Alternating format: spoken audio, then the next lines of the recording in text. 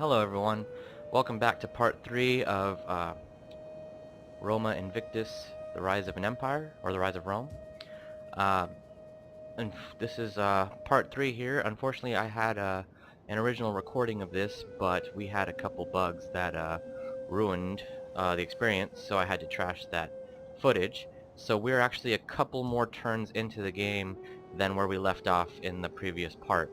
Not too much. I'll go over what I did and what you missed, some stuff that I wanted to show you. But right now we're still pretty much in the basic same state that we were in after part 2. I consolidated Italy, and I have Legio 1 here. I got him bolstered up a little bit, and I got Legio 2 here in the ocean. I'm going to explain why in a second. And my plan was to go into Syracuse, which I did, but instead of conquering Syracuse, I made them a client state. So now I don't have to support their people. They're still sovereign. They still collect their own taxes and deal with their own problems, but they do belong to me diplomatically. They have to go to war when I go to war. I can demand money from them, and I can set targets for them to attack and stuff like that. It's all really cool. The new diplomatic options are really cool. This here is the diplomatic screen of Rome 2 Total War. Here's me, Rome, steadfast, because I'm super reliable. And there's Carthage, of course, but you can, there's an option here called Set War Coordination Target, which is really cool because like in Shogun and other Total War games, you had allies, but sometimes it was almost useless to have them because they never wanted to help you. Like, you'd go to war and they'd join you in a war and you'd never see them anywhere helping you out. So now with this Set War Coordination Target, I can actually get out of the tactical map, and I can zoom in on the map here, and I can select individual targets for my allies to attack. So if I wanted them to attack that, I would just click on Set War Coordination Target, and I would click on the thing. Bam, and now you see a little eagle up there? That's a target. And now your allies can choose whether to actually attack that target or not, but so far, as I've been playing the game, they've been really good at helping you out. So if you click it, chances are someone's going to send an army over there to deal with it. Especially the more allies you have, the more chances are that they're going to help you. And then you can clear the target when you're done. You can just clear the target like that. But so here are the all of the factions that I know that I can talk to. This is not all the factions that are currently playing the game, but there are some new features in diplomacy that I really like. The first noticeable one is they actually tell you now why they don't like you. So here's Carthage, and Carthage, it tells you what they like. We have a treaty with them, so they like that, and what they don't, and what's making them hostile towards you. Like we're fighting the Etruscans, or we had military actions against them, or all kinds of other treaties. And I'm pretty neutral with some of the Greeks, except for Epirus, because Pyrrhus and the Rome didn't really get along. But pretty much we're not doing very well with the barbarians. But so it's a pretty cool new feature that lets you see what you're getting yourself into when you start talking to these people. So this is the new diplomacy screen, and you can choose the factions you want to talk to by selecting from these from the menu here, the known factions menu, or you can actually go on the map and pick these factions. See, I can pick the factions that I want to talk to if I want to talk to them. But so we're going to actually start creating some trade routes. Welcome. I throw open the doors to you and bid you enjoy our talks. We want to start trading with these people because we don't actually have a lot of stuff. So let's see if we can get a trade agreement. As you can see, we don't have a lot of stuff to offer, so the likelihood is a little low. So we might have to grease the wheel a little bit to get them to trade with me. Now, you might be thinking, don't spend, it's not really fun to spend money, but, it takes money to make money, and I don't think they really want to trade with us. But maybe we can get them into, maybe we can, like a non-aggression? No, that's not going to do it. Maybe they might want a little bit more money. But yeah, see, it seems like they're not really into trading with me at the moment. Balance of power is a little weak. I'm not really an established empire yet, so that's another thing that affects your diplomacy, which is why I wanted to spend more time consolidating before I start talking to people. But some people might actually want to work with me here. I know Syracuse has a trading agreement with me, so that's pretty good. So we're getting money from them. But as we get stronger, we'll have more diplomatic options to work with. Unfortunately, there were some features that were removed that I didn't like. You can't get them. You can't have factions making peace with other factions, which I think is really important, especially when you make, like, let's say you and your allies are at war with a faction, and you subjugate that faction. Now they're your client state, but they're still at war with your ally, and your ally will never make peace with them on their own, and you can't tell them to. It's really, really annoying. Also, you can't trade territories, unlike other Total War games. So if you and your allies are going after the same faction, and you take some territory and you want to give it to your ally because you're helping them in a war, you can't do that, and they can't give you any territory. So that's another thing that I hope they bring back in future patches, hopefully, because that's very important. Anyways, now that I've secured a foothold in Syracuse, they're my client state, so I can move my troops freely through there and deal with Carthage whenever I want. I'm going to send Legio 1 here to reinforce Italia, while Legio 2 is going to do a coastal invasion of Alalia. So we're going to get that done. We're going to end the turn real quick. And, well, let's see. Oh, other thing that I was talking about in the previous one. I went to supply reforms. This is my first military technology. This was stuff that I wanted to show you in the original video that I had to scrap because of the bugs. But another thing, politics. I told you earlier that I didn't really understand the political system, so I went in and I read up on it and I started learning about it so I could kind of see if there's anything worth going into. And it seems that this here is your gravitas, which is your influence in the Senate or in the kingdom on other factions. But what happens is it's kind of low right now, so I don't actually have any influence in the Senate to actually do anything political.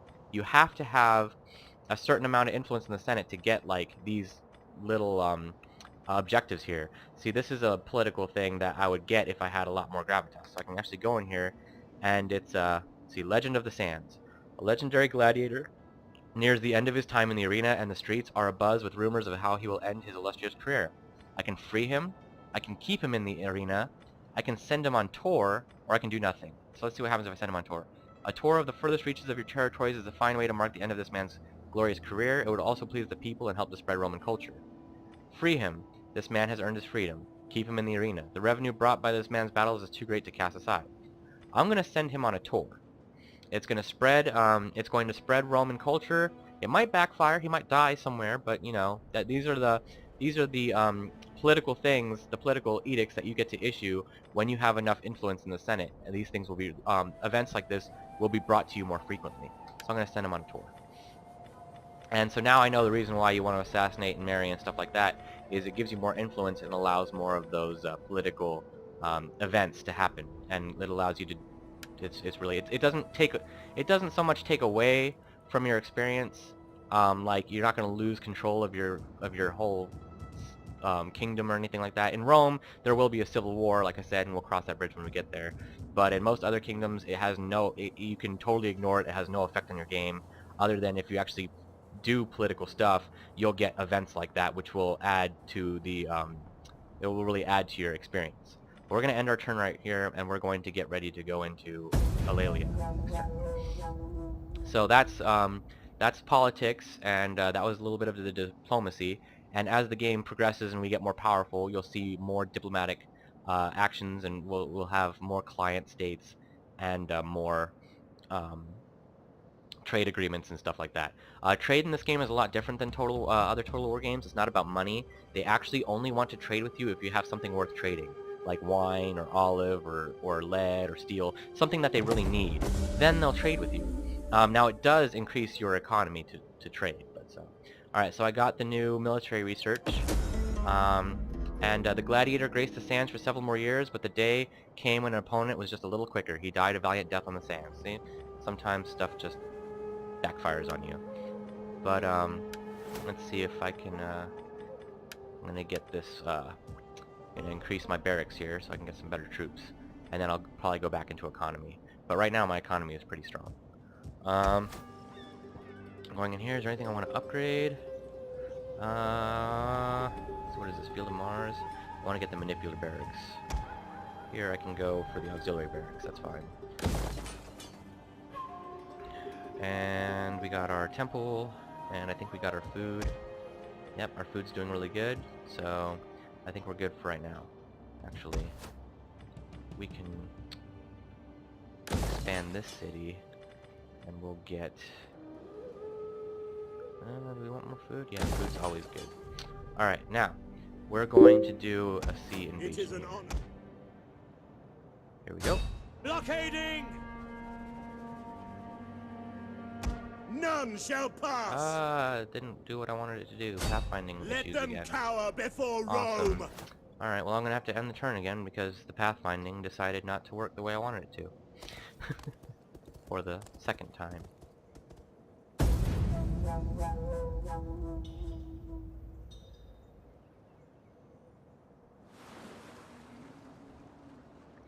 Now I have them blockading me. Nightmare.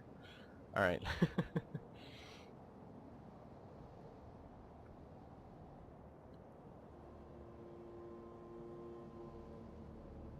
I really want to show you guys. I could do a land invasion, but I really want to show you guys what's really cool about how you can invade a city, like a port city, in different ways. You don't always have to.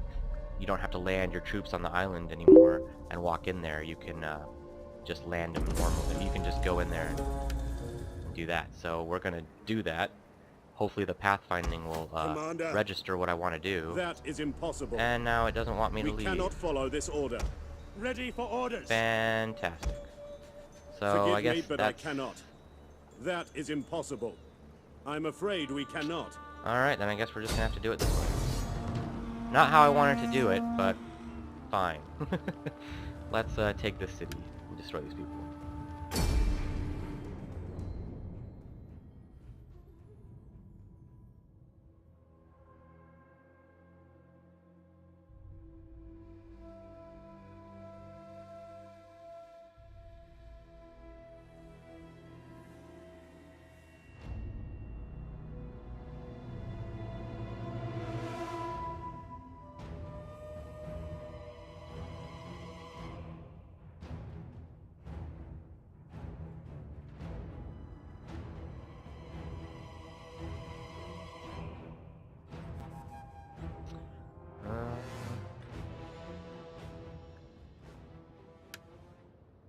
Alright, here's my army.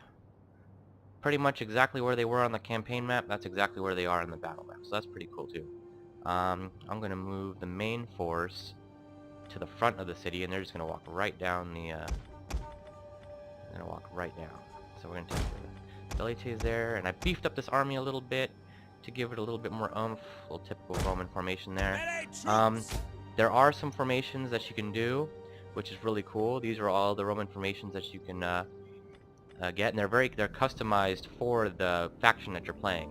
So that is really cool. So here we can do Stay in formation. like that, and we can do Move it. that, Get sorted. and we can do that. But all these little Roman formations that you can do, depending on that. But I don't want any of these. Okay. We're gonna put our levies over here with the general, and they're going to do my little signature pincer attack, just the way I like it. General. Get a little speech. We go ashore, men, in the hope of victory. That is the only reason for fighting here. Do not hesitate, do not falter, and do not think of falling back. We go forwards, not back to the deeps. Yeah! He's getting a little better at talking, isn't he? Alright. Let us send our troops in. Hastati! Move them through. At the double!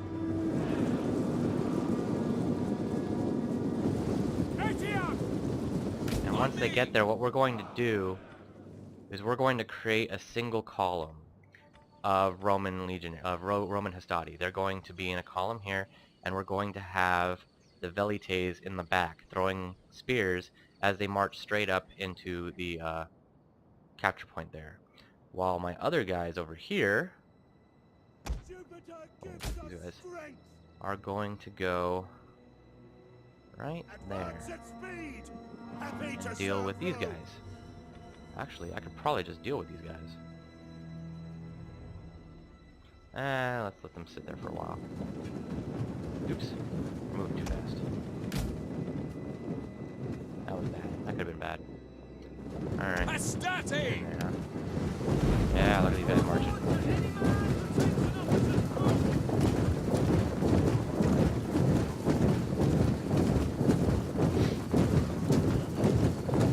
Now once we,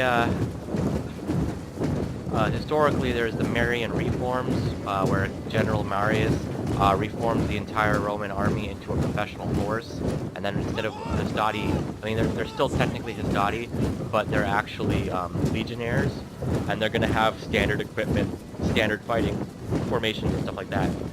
And as we upgrade our technology, we'll get the Marian reforms, quote unquote, and we'll start getting legionnaires and stuff like that. And that will increase, and then you'll see different, more armored troops in the battlefield, more disciplined troops. But we're working towards that. For right now, these Hastati, these Principes, are working pretty well so far.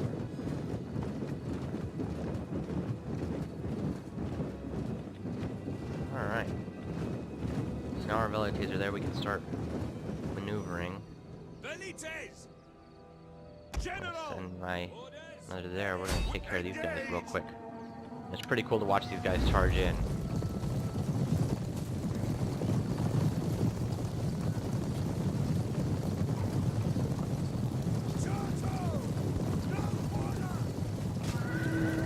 Our general is under attack. Get them.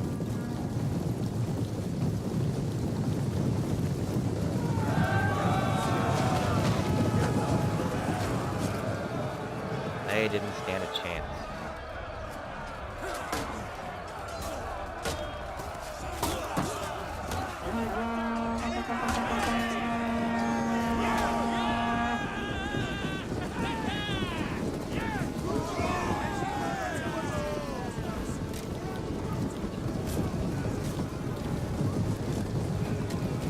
As you can see, the AI got a little bit better. They don't just stand around, they'll actually chase them down now.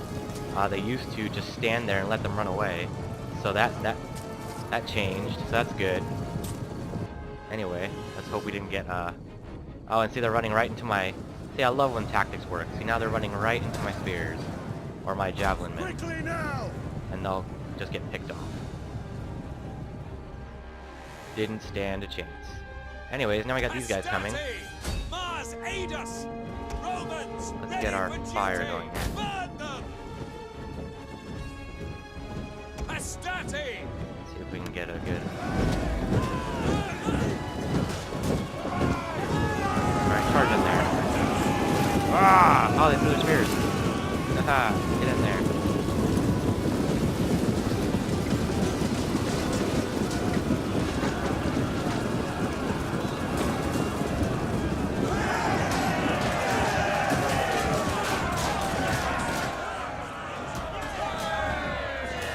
Good job, good job. Alright, let's move these guys in here. Infantry ready. I'm gonna create our column. Double column, go. Yours to command. Get our velites in here. Velites column. Advance and speed. Move out. Then we're going to get these guys General up here. And hopefully we can get them in here. Yep, just like that. Oh, I missed one. Oh well, we only need two. That's fine. So they're gonna move in. We got our guys here. Hastati. And that is our Roman column.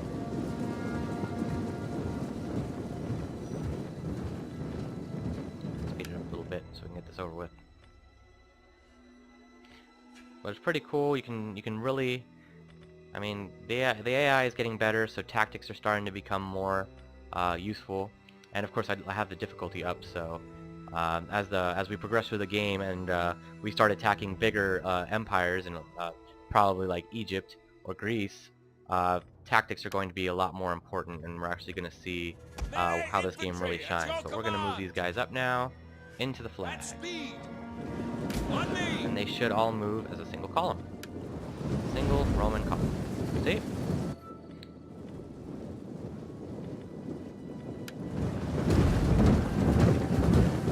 They're all fresh, they're all ready to go, morale is high.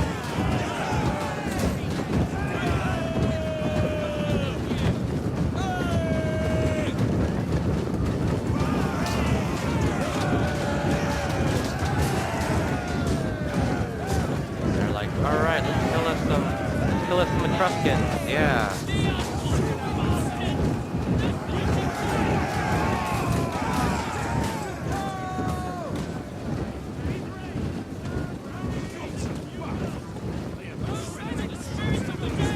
Oh, they're coming after us.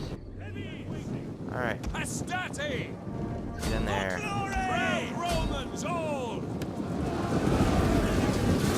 Spears and get in there.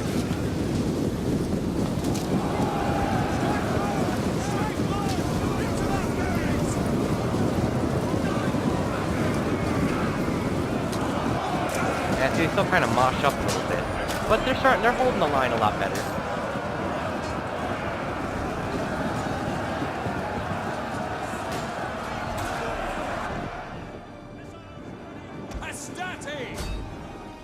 I'm gonna get our horses to deal with this mob back here. See? I love the pincer move. Oops, right there. Yep, see? The horses are gonna get into the mob.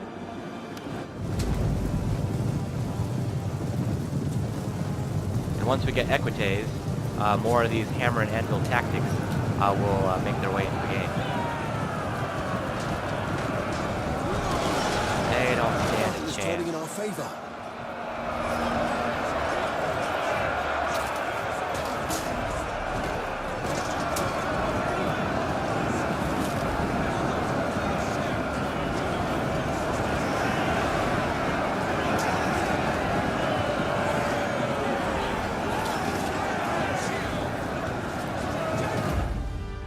And the battle is over. And it was a victory, of course. Because Rome is Rome, and we're awesome. 9 minutes, not bad. I mean, that's pretty much typical. Battles are going to be really short in this game, unfortunately. But look at that, we only lost 69 people, so I think we did a really good job against these guys. And they actually had a much better garrison this time. Hopefully some of the morale issues will get fixed, and they won't break quite so easily. They've been breaking pretty easily. I expect mobs and slingers to break. I mean, they're not very armored. These are just the rabble of the city.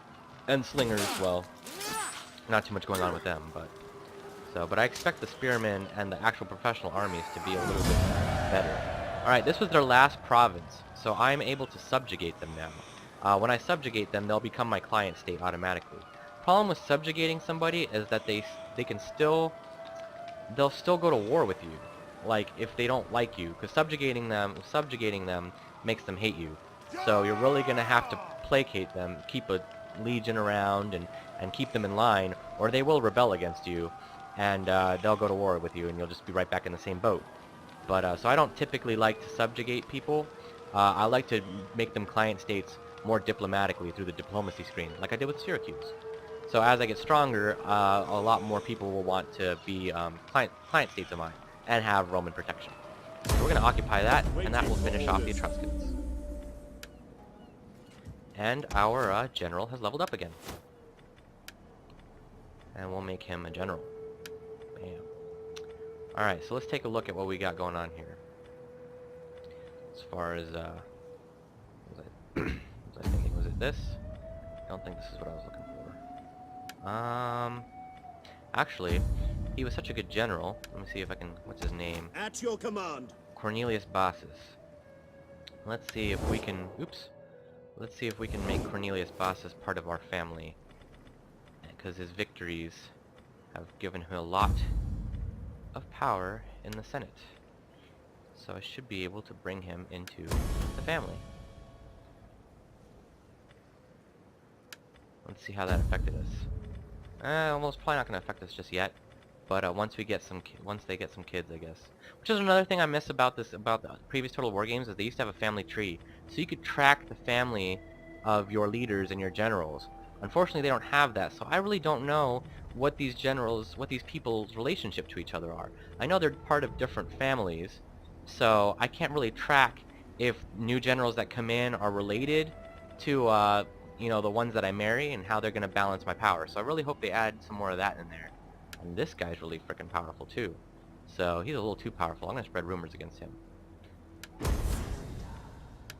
Let's see how that worked out for me. Now these actions cost money, so it takes money to do this. But see, it didn't really actually affect much. So I'm still going to have to look into the politics and see how that works out. We can send this fleet over. Your orders? And and glory! I'm going to do one naval battle to show you what naval battles are like, and then I think that will be the end of part 3. I really wanted to show you a sea invasion. I'm really bummed that I wasn't able to do that for you guys. But I'm going to show you a naval battle of this game, and we'll see how that works out. I'm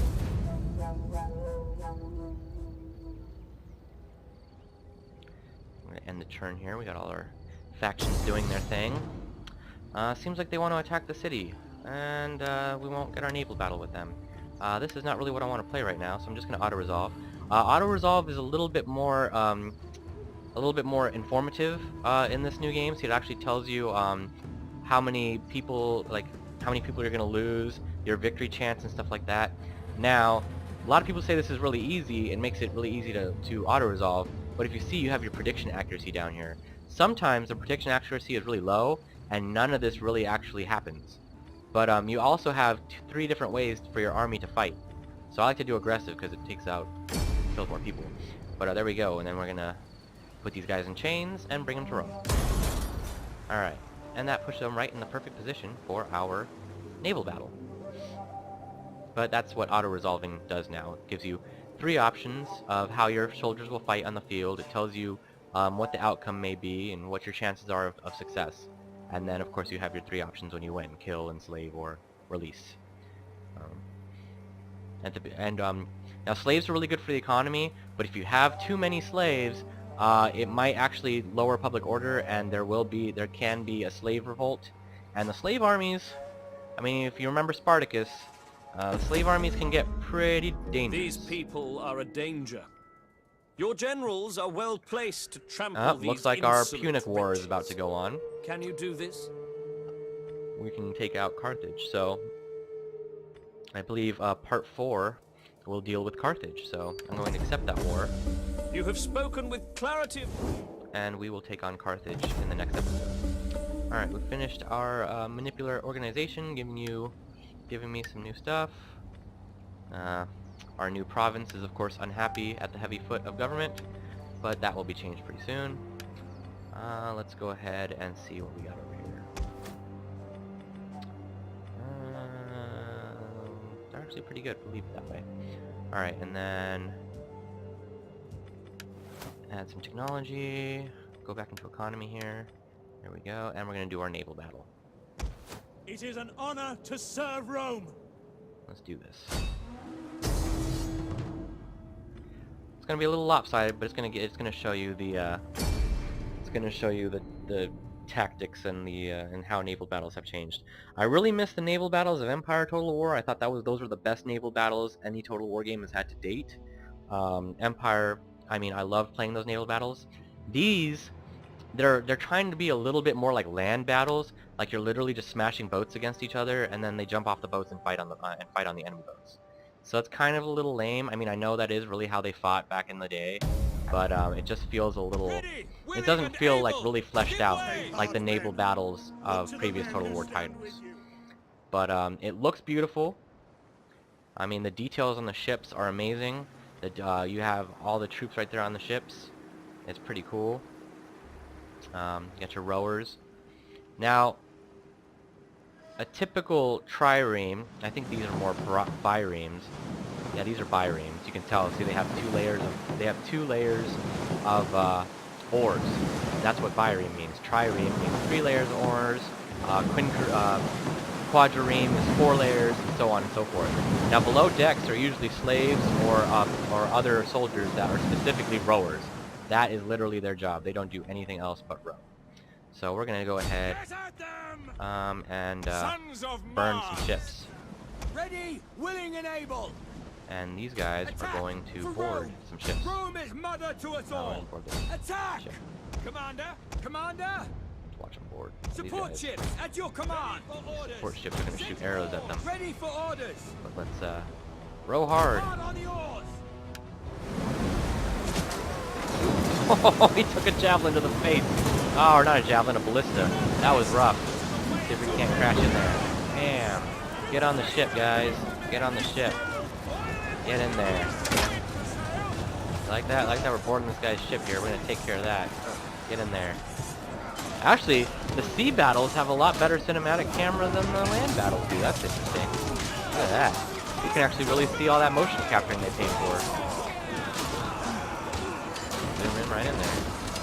An entire unit has perished. Oh, hopefully not my unit. Oh yeah, it was my unit. Oh well. You win some, you lose some. Get in there. Down. At your command. Support ships. Oh, he's gonna take it right in the side. Bam! That was awesome. Now I know that was my loss, but it was really cool to see. That's why I let that happen, so that you could see what a true boat ram will be like. And these guys can assault right here. So Our general is under attack. here they go. Get in that boat. Ah, look at them.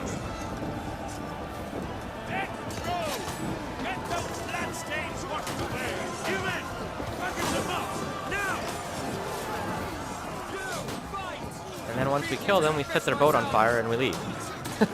That's pretty much how they did it back then. They would go in, they'd kill the crew, they'd set the boat on fire so it couldn't be used, and then they got off the boat and they went back on their boat.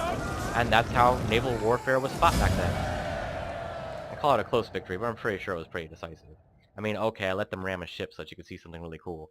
But that is a new feature, boat ramming. If you ram a ship hard enough, you can tear it apart and just kill everybody. So that's pretty neat.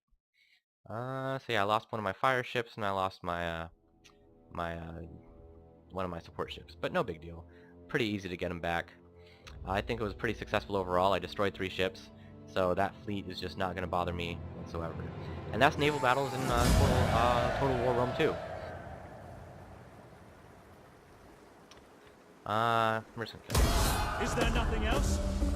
and our family member here, Junius, is gonna start gaining some. Let me give him some zeal. But what's really cool now is that now that we're at war with Carthage and we're mopping up the rest of these Etruscans, my family member, who's an admiral, is gonna get some serious rank, and maybe we'll actually, yeah, see, we've already increased influence with that victory. So that's actually really good. So more victories for him means more influence. And that was part 3 of Roma Invictus. And in part 4 we'll start building our fleets and moving across the ocean here and dealing with Nova Carthago and their parent state Carthage. Once we deal with Carthage, we can then deal with Epirus, who seems to be having his own problems of his own with Sparta, so we might end up fighting Sparta as well. My goal is to make Sparta and Athens client states, as that was historically accurate. That was what happened. Rome defeated Pyrrhus and the Macedonians, gaining dominance over this region and putting Athens and Sparta in their place as a client state of Rome. Sparta itself was still never really conquered, but they did eventually just become like a tourist attraction. And it's really weird because Sparta literally just disappears. It was never really conquered, it was never really taken over. They just kind of disappeared into obscurity, and the whole city was actually abandoned. And the Sparta that's in Greece now is actually a relatively new Sparta that was refounded near ancient Sparta, but it's not the same Sparta. Sparta literally just disappears into obscurity throughout history. So that was their fate. But thank you for joining me. Hopefully you enjoyed that. Please leave a comment and subscribe. Give me some feedback. Let me know if there's any features you want discussed, or for me to go more in depth in. I will see you guys next time.